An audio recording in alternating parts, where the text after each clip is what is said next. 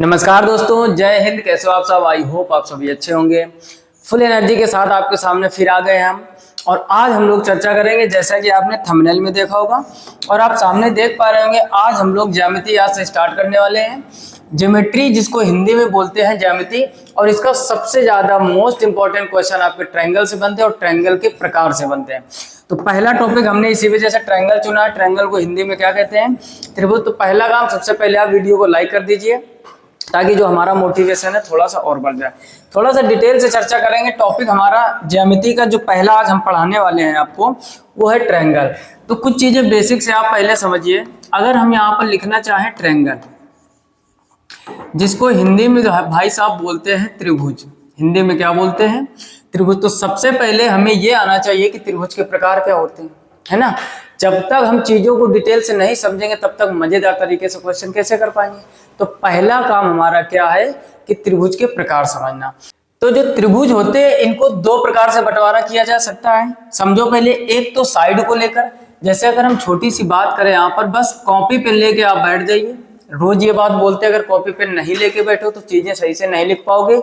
और वो most important आपको हम कॉन्सेप्ट सिखाएंगे, साथ में शॉर्टकट सिखाएंगे, जिससे देखते ही क्वेश्चन आप निपटा दोगे, यानी उसका आंसर ला दोगे। त्रिभुज किस टाइप से होता है? जैसे इस त्रिभुज को ए और बी और सी नाम दे दिया। तो ये जो त्रिभुज के प्रकार होते हैं वो दो टाइप से होते हैं। एक तो उनको साइड को लेकर और एक उनके कोणों को लेकर। तो दोनों चीजें बड़ा डिटेल से समझते हैं। नंबर 1 करके लिख लीजिए आप, स्टार बना के लिखेंगे यहां पर, triangles can be classified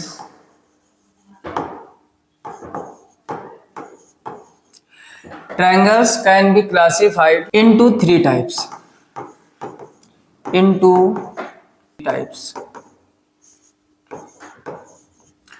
Triangles can be classified into three types based on their side length. ठीक, कहने का मतलब भाई साहब ये है कि जो त्रिभुज होते हैं वो अपने साइड की लंबाई के आधार पर तीन प्रकार के होते हैं। क्या लिखा? Triangles can be classified into three types based on their side length. कौन कौन से? अब उसके नीचे रोमन गिनती में आपको लिखना है। नंबर 1 होता है आपका, पहला होता है इक्विलेटरल, और दूसरा होता है भाई साहब आइसोसेल्स, और तीसरा होता है भाई साहब स्केलेन। ठीक, इनकी हिंदी भी लिख लेते हैं। इक्विलेटरल का मतलब होता है समबाहु त्रिभुज। क्या होता है? समबाहु त्रिभुज। आइसोसेल्स का मतलब होता है भाई साहब समद्विबाहु। क्या बोलते हैं इसको? समद्विबाहु त्रिभुज। और तीसरा होता है भाई साहब आपका विषम बाहु त्रिभुज। क्या होता है? विषम बाहु त्रिभुज। हर एक चीज को अपने नोटबुक में नोट करते जाइए ताकि आने वाले समय में हम बड़ी इंटरेस्टिंग तरीके से त्रिभुज का पोस्टमार्टम कर पाए। जब तक आप चीजों को समझोगे नहीं तब तक कभी भी ज्यामिति में तो मजा आने वाली नहीं। फिर से समझ लो, त्रिभुज जो होता है, पहले हम लोगों को त्रिभुज का प्रकार सीखना है। Triangles can be classified into three types based on their side length, यानी उनकी लंबाई के आधार पर, जो भुजाओं की लंबाई है उनके आधार पर त्रिभुज को तीन भागों में बांटा गया है। एक आपका इक्विलेटरल, जिसको समबाहु त्रिभुज कहते हैं, आइसोसेल, जिसको समद्विबाहु या समद्विबाहु त्रिभुज बोलते हैं, और तीसरा होता है स्केलेन यानी विषमबाहु त्रिभुज। अब देखो, इतनी डिटेल अब बिल्कुल बारीकी से नहीं लिखवाएंगे, कुछ चीजें आप कॉमन सेंस में रखो। जैसे हमारे कहने का मतलब कि समबाहु त्रिभुज क्या होता है, क्या इसकी भी थ्योरी लिखा है? सम मतलब बराबर, बाहु मतलब भुजाएं, यानी जिसकी सभी भुजाएं बराबर हो। जैसे अगर हम इसके एग्जाम्पल की बात करें, ये कोई त्रिभुज हमने ले लिया, ये भी 3 सेंटीमीटर है, ये भी 3 सेंटीमीटर, ये भी 3 सेंटीमीटर। यानी अगर यहाँ पर हम ए बी सी ऐसे लिखना चाहें तो जितना ए बी है उतना ही बी सी है, उतना ही सी ए है।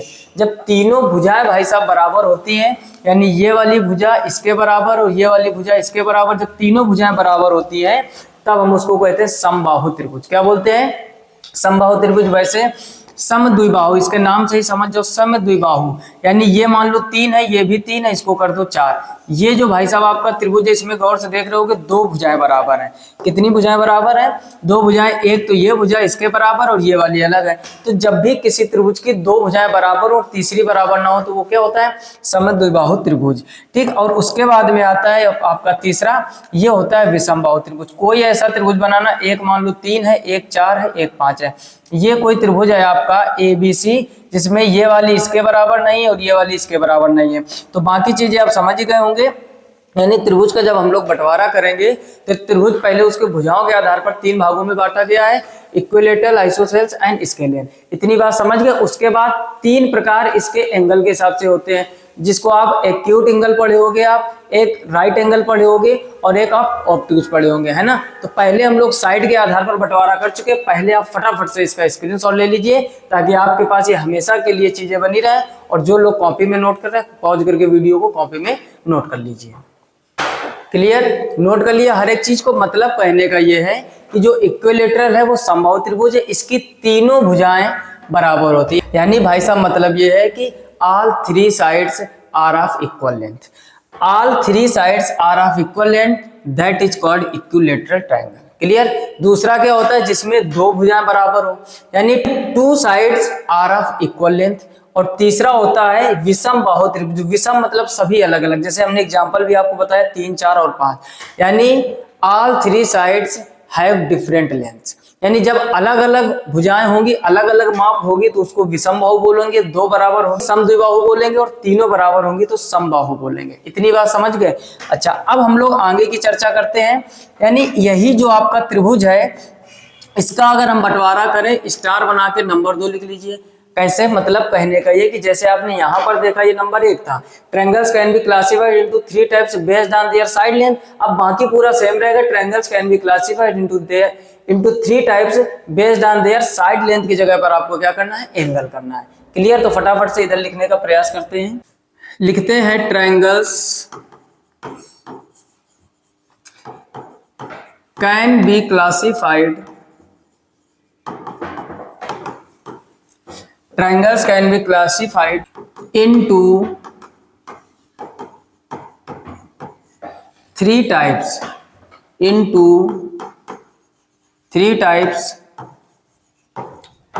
Based on their angles. ठीक, मतलब ये है कि भुजाओं के आधार पर इनके प्रकार। अब देखो रोमन गिनती में फिर से लिखो।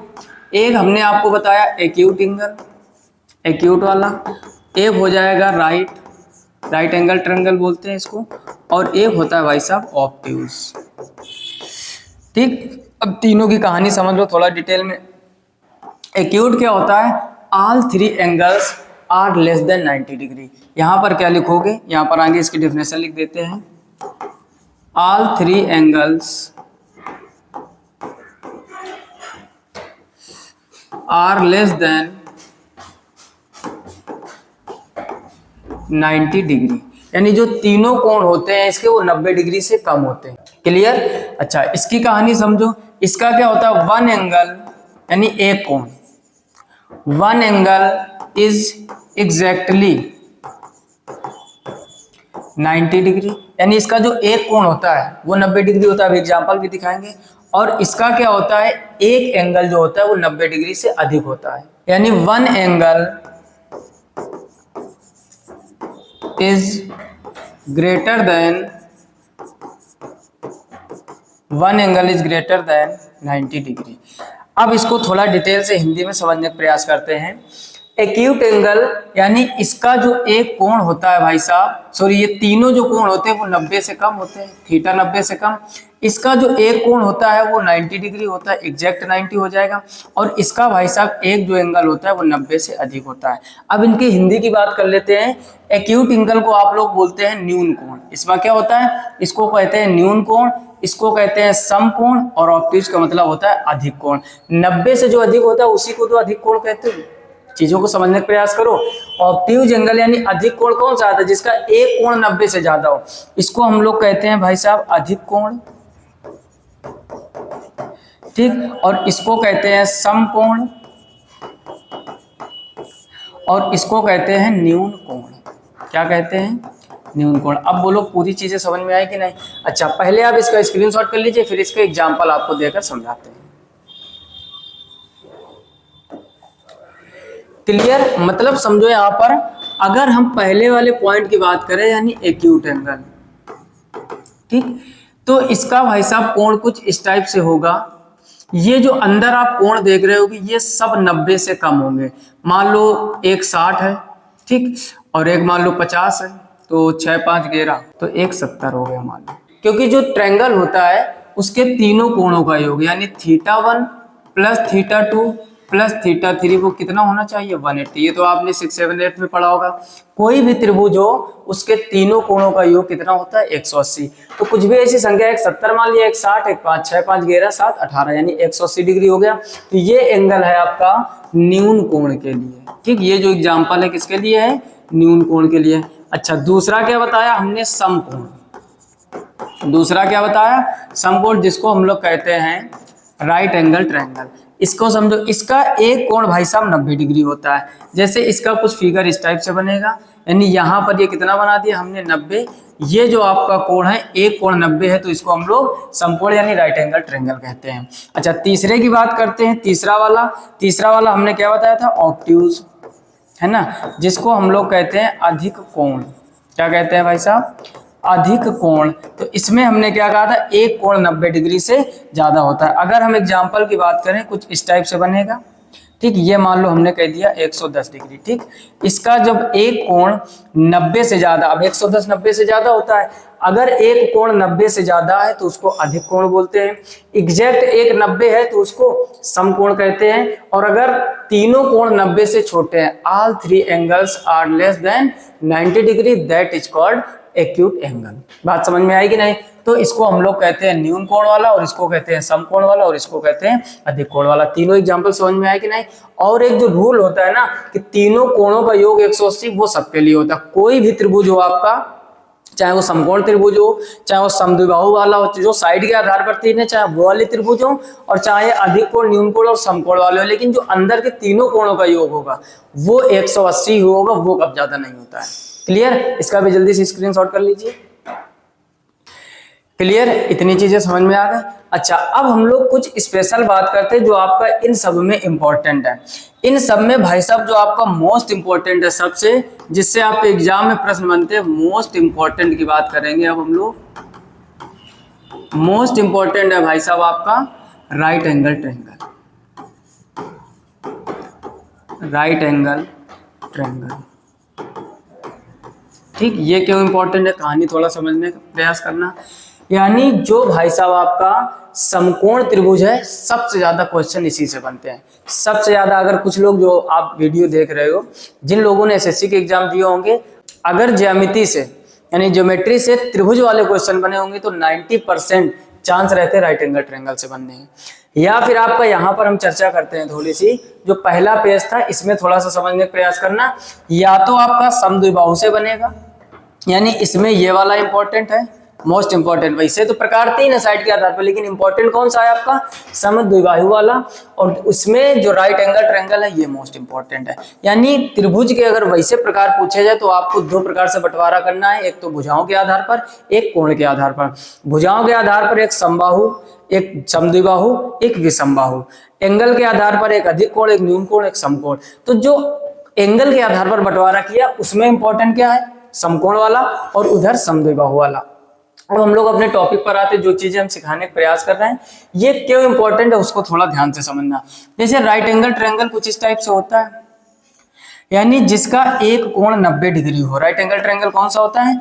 जिसका एक कोण 90 डिग्री हो। यानी ये हमने कोई त्रिभुज मान लिया ABC, ये त्रिभुज क्या मान लिया? ABC।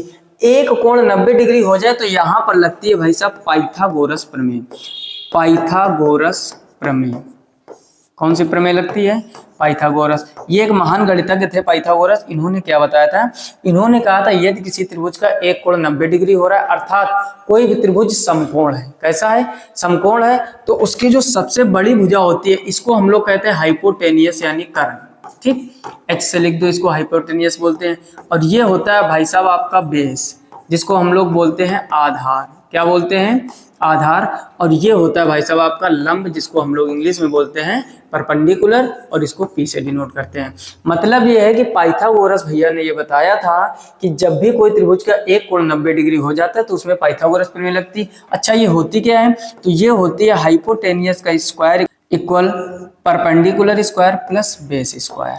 अगर आप हिंदी में कहना चाहो, कुछ लोग हिंदी वाले होंगे, यानी कर्ण का स्क्वायर बराबर लंब का स्क्वायर प्लस आधार का स्क्वायर। यानी हिंदी के वर्ड को अगर हम डिजिट के रूप में लिखना चाहे तो कर्ण स्क्वायर बराबर लंब स्क्वायर प्लस आधार स्क्वायर, या इंग्लिश में हाइपोटेनियस का square equal perpendicular square plus base का स्क्वायर, मतलब आधार का स्क्वायर। अब यहाँ पर थोड़ी सी कहानी समझो, ये सब क्यों ऐसा किया जा रहा है। मतलब भाव ये है यहाँ पर कि जब भी किसी त्रिभुज का एक कोण 90 डिग्री बन जाए तो जो कर्ण है, यानी जो सबसे बड़ी भुजा को क्या कहते हैं, कर्ण। जो सबसे बड़ी भुजा अगर उसका स्क्वायर है वो शेष दो भुजाओं के स्क्वायर के योग के बराबर होगा। बस यही बात पाइथागोरस प्रमेय ने अपने प्रमेय में सिद्ध की थी। मतलब कि एक भुजा का वर्ग यानी बड़ी भुजा का वर्ग जो दो छोटी भुजाएं हैं उनके वर्ग के योग के बराबर होता है।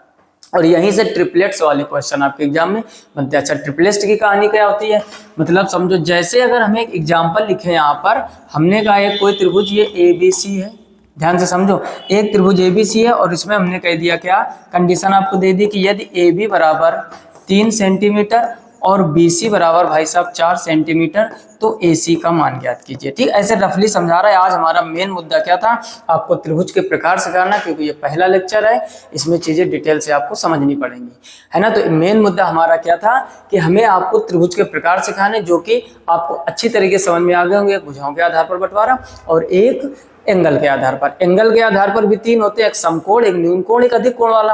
और भुजाओं के आधार पर भी 3 होते हैं, एक समबाहु, एक समद्विबाहु और एक विषमबाहु। इतनी बात समझ गए।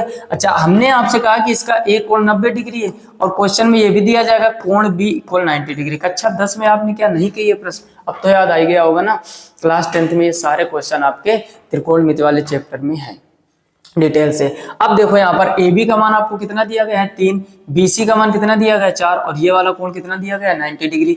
तब इस चीज को हल करने के लिए पाइथागोरस साहब को लाएंगे और पाइथागोरस साहब ने कहा था कि जो कर्ण होता है इसका स्क्वायर बराबर क्या होता है, लंब स्क्वायर प्लस आधार स्क्वायर, या इंग्लिश वाले ऐसे लिखेंगे hypotenuse square equal perpendicular square और प्लस बेस स्क्वायर। ठीक है, यानी बेस का स्क्वायर। तो अब हाइपोटेनियस यानी आपको हाइपोटेनियस तो निकालना है, तो h का मान निकालने के लिए परपेंडिकुलर कितना है 3 तो इसका स्क्वायर कर दीजिए, प्लस बेस कितना है 4 इसका स्क्वायर कर दीजिए। तो ये हाइपोटेनियस स्क्वायर इक्वल हो जाएगा 3 का वर्ग 9, 4 का वर्ग 16, तो ये हो जाएगा भाई साहब 25। और जब h का मान निकालोगे यानी तो ये आ जाएगा 5 सेंटीमीटर। तो इसका आंसर कितना आ गया 5 सेंटीमीटर, और यही इस क्वेश्चन के लिए फाइनल आंसर। तो एक रफली क्वेश्चन करने का प्रयास किया, आपको समझाने का प्रयास किया कि ये चीजें इस टाइप से बनती हैं। ठीक, तो आज का हमारा मुद्दा मेन यही था कि चीजें डिटेल से सिखा सके। और आज के फिलहाल में इस वीडियो में इतना ही रखते हैं। जितना हो सके अपने मित्रों में शेयर कर दीजिए। चीजें अच्छी लगी हों तो वीडियो को लाइक करके, चैनल पर पहली बार हो तो सब्सक्राइब करके नोटिफिकेशन बिल को ऑल पर सेलेक्ट कीजिए, ताकि हर एक वीडियो की नोटिफिकेशन सबसे पहले आप तक पहुंचे। जितने भी इसमें टॉपिक करवाए जा रहे हैं, देख रहे हो गया, बड़ा डिटेल से करवा रहे हैं। नंबर सिस्टम पढ़ाया गया, एवरेज पढ़ाया गया, अलजेब्रा पढ़ाया गया, आपको परसेंटेज पढ़ाया गया, नाव धारा वाले क्वेश्चन पढ़ाए गए, रेलगाड़ी संबंधित पढ़ाया गया, और अब ज्यामिति स्टार्ट किया। यानी देखते ही देखते पूरी मैथमेटिक्स का एकदम कॉम्बो लेकर चल रहे हैं फिलहाल में। ठीक ठीक, मैथमेटिक्स का पूरा एक तरह से हर एक चैप्टर को बेसिक से टॉप लेवल तक चर्चा करने का प्रयास किया जा रहा है। चीजें अच्छी लग रही हो तो कमेंट बॉक्स में कमेंट करके जरूर बताइए। फिलहाल में आज की वीडियो में इतना ही, मिलते हैं नेक्स्ट वीडियो में। तब तक अपना ख्याल रखिए, अच्छे से पढ़ाई कीजिए। तब तक के लिए जय हिंद।